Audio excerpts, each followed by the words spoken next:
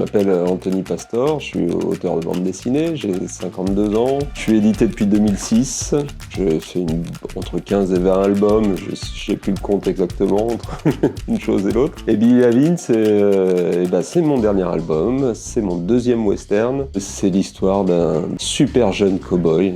Voilà, qui va se retrouver affronter ses pairs, en fait. Et c'est une réflexion sur la masculinité, on va dire, entre autres.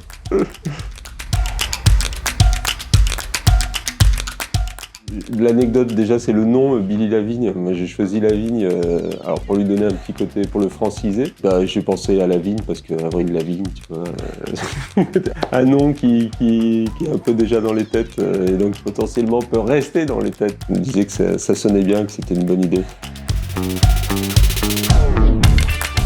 Donc c'était mon deuxième western, il y a eu avant La Femme à l'étoile, qui a été très bien porté par le réseau Canal BD, donc c'est un bouquin qui a bien démarré, qui a bien marché dans le réseau. Et donc sur le deuxième western, ils avaient envie de faire quelque chose d'un peu plus, donc il y a eu l'idée du coffret, et en plus Billy Lavigne, il y a des belles images, il y a vraiment un travail graphique important, donc ils ont utilisé des images pour faire donc une petite enveloppe en dur, qui est très sympa. Et moi c'était la première fois que j'avais une opération comme ça un peu particulière, et c'est super, ça a bien marché, et, voilà, et l'objet est très sympa, donc c'était une belle réussite, je pense.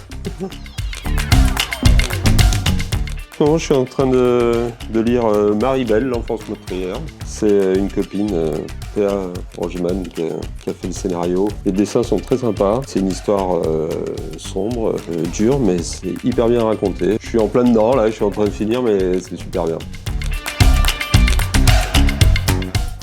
C'est une chance pour nous. Moi, je suis dans un secteur où mes livres, ils ont vraiment besoin d'être défendus par des libraires qui sont vraiment au contact de leurs clients, qui les connaissent bien, qui vont pouvoir faire vraiment du conseil. Moi, j'ai vraiment besoin de ces libraires-là pour parler de mon livre, pour le conseiller. C'est pas un livre qui va se vendre tout seul sur des rayons de grande surface. Donc, il nous faut de la proximité, il nous faut du conseil. Et donc, ce réseau Canal BD, il est super pour ça. Et puis, c'est vrai qu'à force, moi, je m'entends très bien avec pas mal de libraires Canal BD. C'est aussi des lieux de rencontre puisque je vais souvent en dédicace dans tout le réseau et voilà, des gens avec qui on partage notre passion et avec qui on entretient vraiment une belle relation, quoi. Donc c'est très important pour moi.